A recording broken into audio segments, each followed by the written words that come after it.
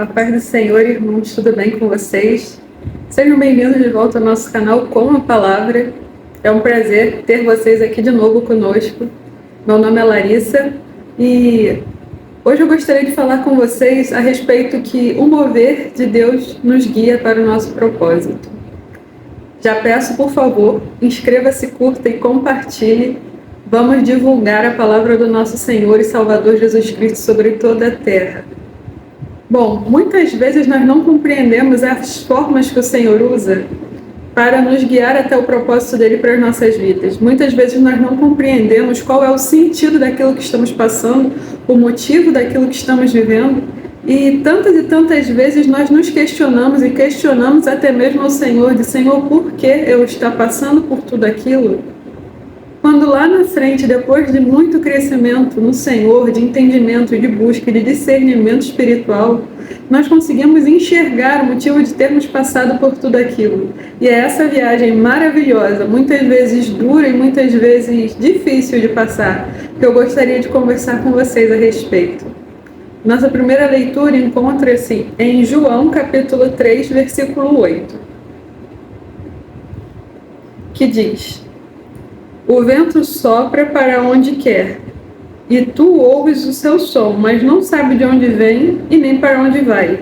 Assim é todo que é nascido do Espírito." E exatamente assim somos nós. Quando nós aceitamos o convite do Senhor para sermos seus discípulos, seus seguidores, filhos por adoção em Cristo, nós recebemos um convite. E o convite é levar a sua palavra a todo ser, a toda criatura, por onde quer que formos, sermos representantes do Evangelho de Cristo naquele lugar.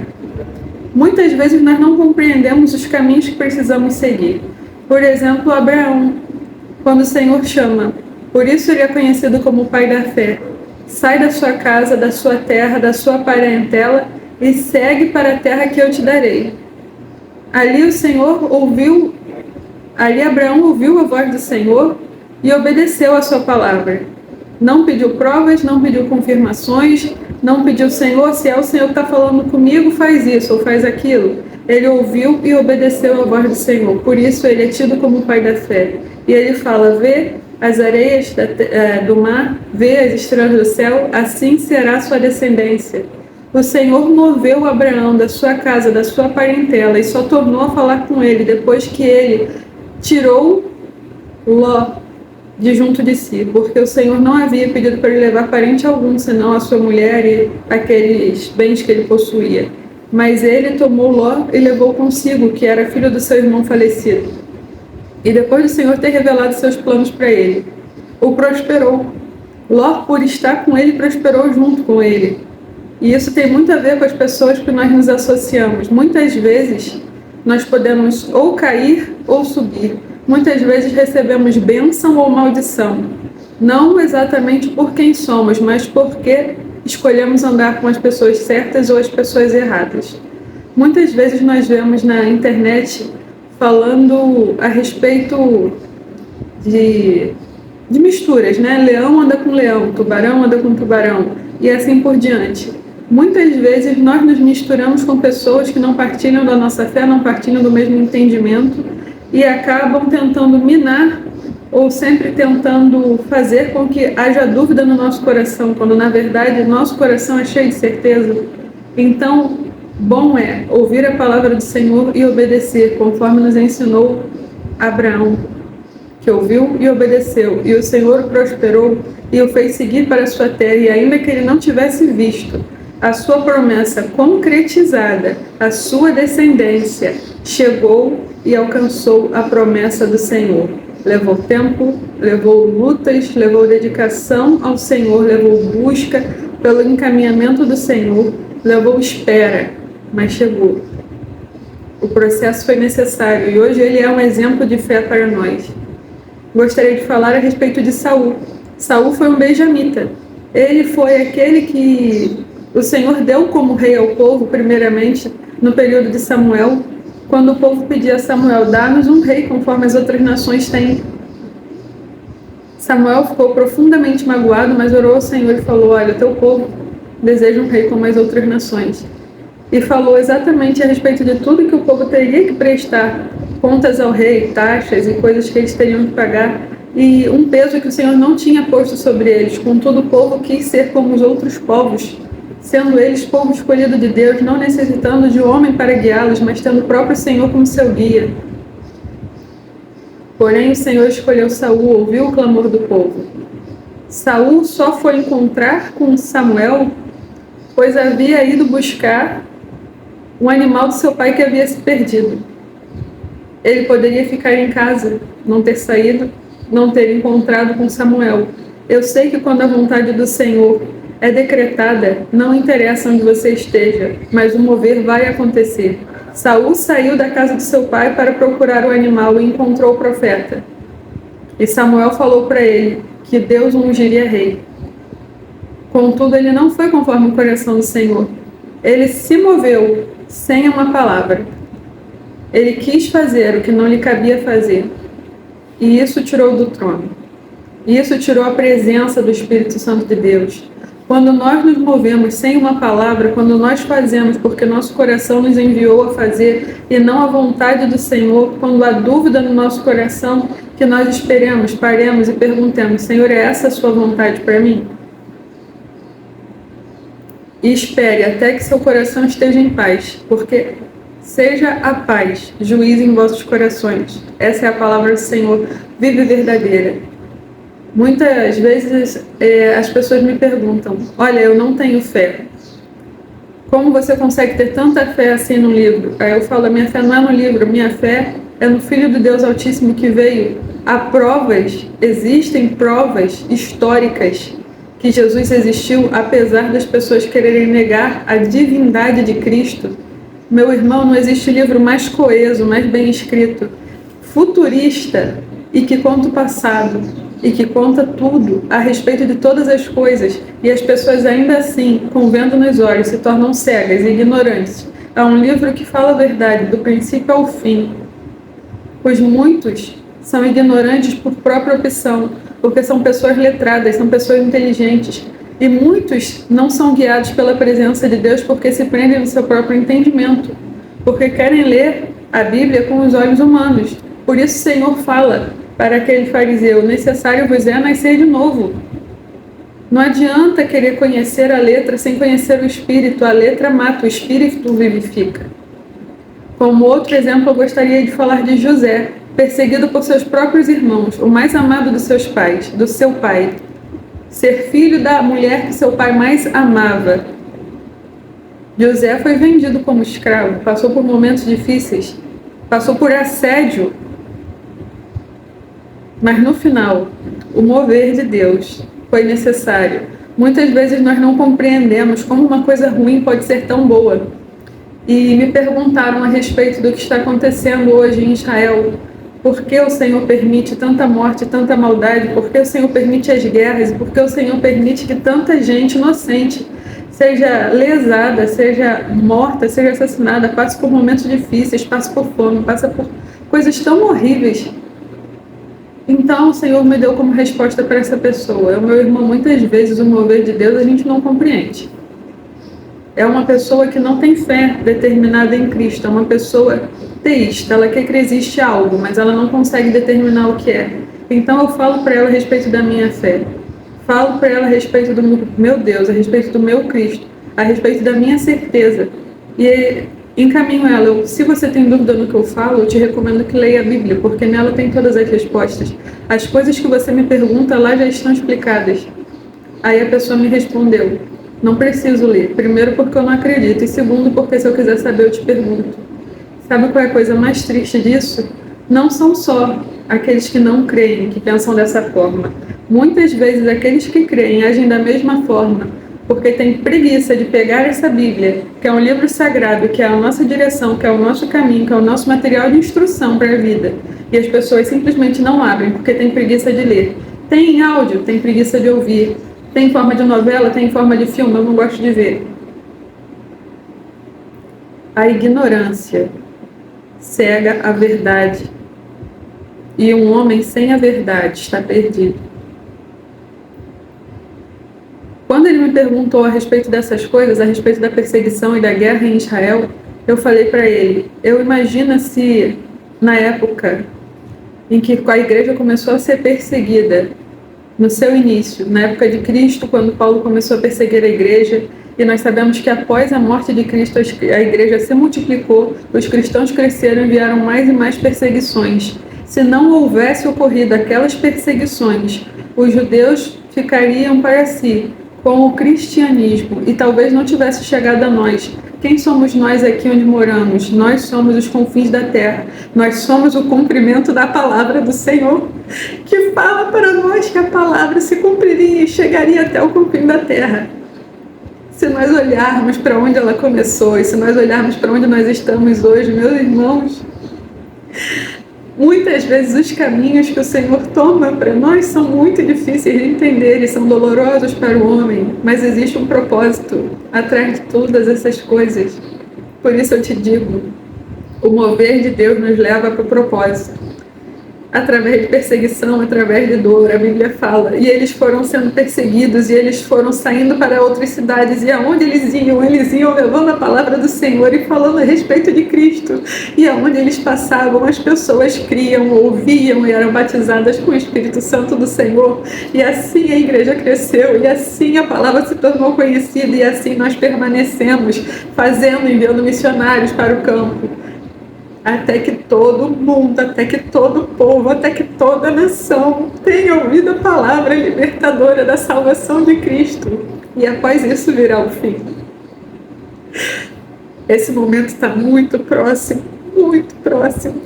E deve ser para nós motivo de alegria, ainda que nós não compreendamos o motivo de tantas coisas estarem acontecendo e tantas outras coisas que ainda virão a acontecer. E que vai causar dores, vai causar dificuldades, vai causar uma série de coisas que gostaríamos de evitar. Porém, Cristo, quando estava no dia anterior à sua crucificação no Monte das Oliveiras, ele, sabendo pelo que passaria, ele fala para Deus que era o seu próprio Pai. Ele fala, Senhor, se possível, passa de mim esse cálice, contudo, não seja feita a minha vontade, mas a sua. E a Bíblia relata que ele chorou, que ele não teve apoio, pois Pedro, Tiago e João, que ele havia chamado para orar com ele durante a noite, acabaram ficando cansados e dormiram. E ele voltou e os advertiu, vocês não conseguem aguentar comigo nem uma hora orando. No final ele termina dizendo, chega, vamos descer, é chegada a hora.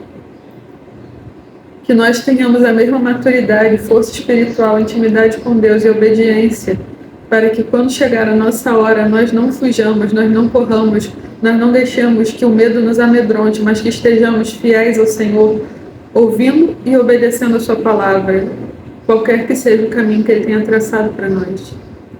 Gostaria de falar de Moisés. Foi um período em que estavam sendo mortos os bebês por conta de Faraó. Está falando que os hebreus haviam se multiplicado. E eles, por medo, começaram a matar o bebê dos hebreus. Porém, Moisés foi salvo. E o nome Moisés significa aquele que foi tirado dentre as águas. A mãe colocou num cesto e a filha de Faraó o encontrou.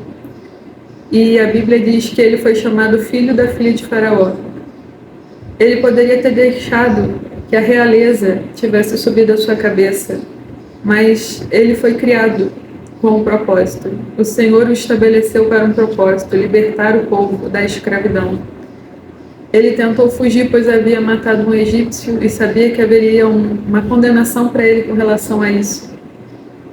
E ele fugiu e foi para o deserto. No deserto ele conheceu a sua esposa, seu sogro. Contudo, a palavra do Senhor não tardou.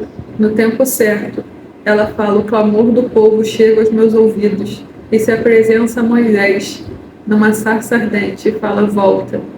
E ele, tentando fugir do mover do Espírito Santo de Deus, ele fala, não, Senhor, é que na verdade eu não falo bem, eu sou um homem com uma língua presa, eu tenho dificuldade de me expressar. Vira a Deus e fala, tudo bem, vou mandar ir contigo. E Arão foi com ele. E tudo que eu falar com você, você falará com Arão e ele falará. Meu irmão, não fuja do mover de Deus. Não dê desculpas para Deus. Eu já fiz isso. Eu já falei, Senhor, quem sou eu? Eu não sou absolutamente ninguém. Não sou famosa, não sou conhecida, não vim de uma família de pastores e pastoras. Não tenho relevância. Eu não tenho uma boa facilidade para fala, eu não tenho uma série de coisas em que esses grandes pregadores e pregadoras têm essa facilidade. E o Senhor me chamou a atenção nesse momento, porque Ele não me chamou para ser igual aos outros, Ele me chamou para ser eu. Me chamou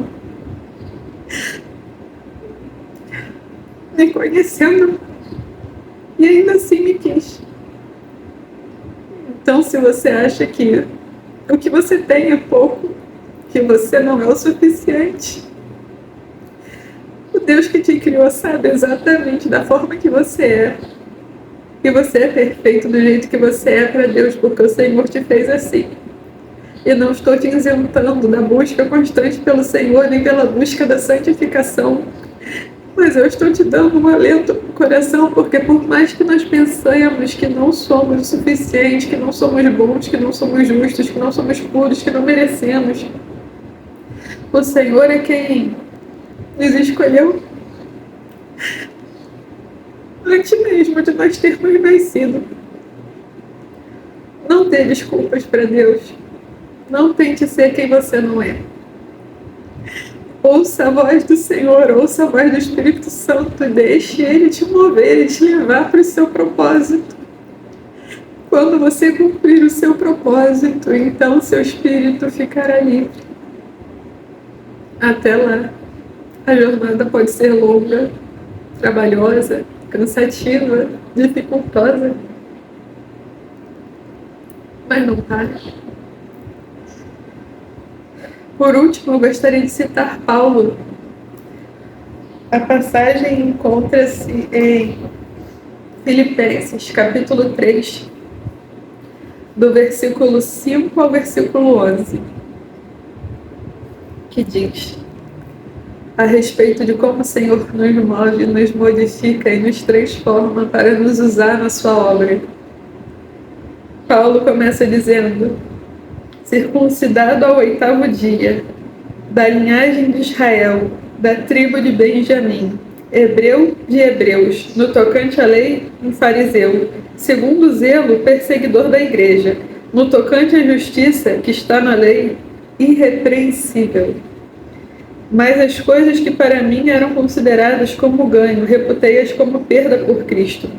E, na verdade, tenho também por perda todas as coisas pela excelência do conhecimento de Cristo Jesus, meu Senhor, pelo qual sofri a perda de todas estas coisas e a considero como esterco, para que possa ganhar a Cristo e seja achado nele.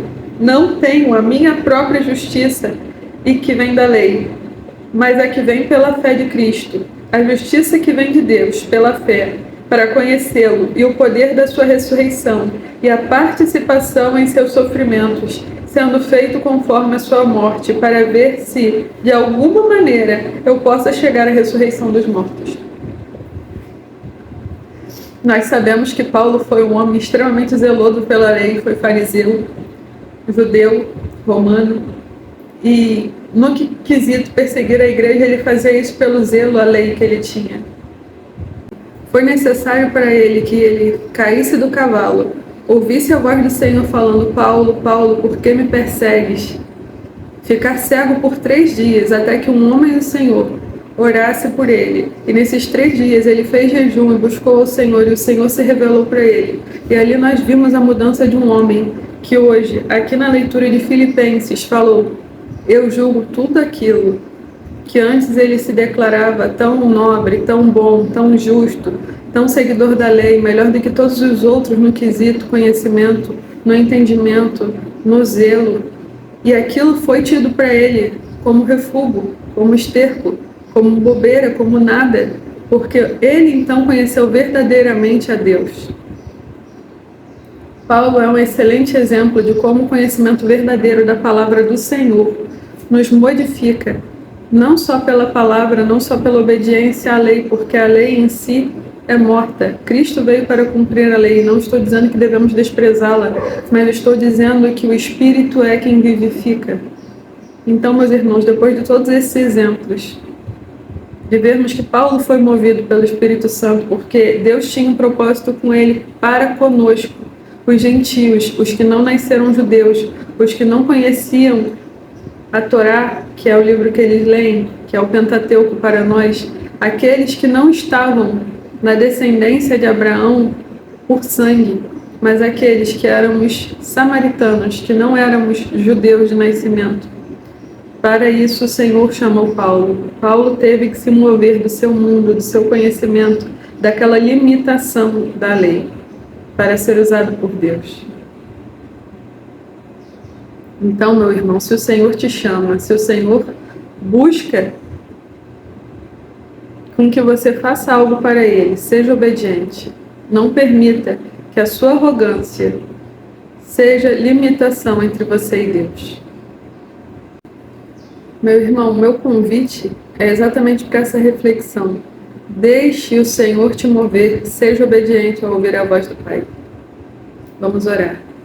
Senhor, meu Deus, meu Pai, nós te agradecemos, Pai, por estarmos aqui, por o Senhor ter trazido esse conhecimento a nós, para que possamos, Senhor, não só te ouvir, Pai, não apenas ficarmos com a intenção, Pai, mas possamos verdadeiramente deixar o fluir do Teu Espírito Santo tomar conta da nossa vida e nos guiar pelos caminhos que devemos andar, as coisas que devemos fazer, a rota que devemos, Senhor, seguir, que já está traçada para nós desde o início de tudo.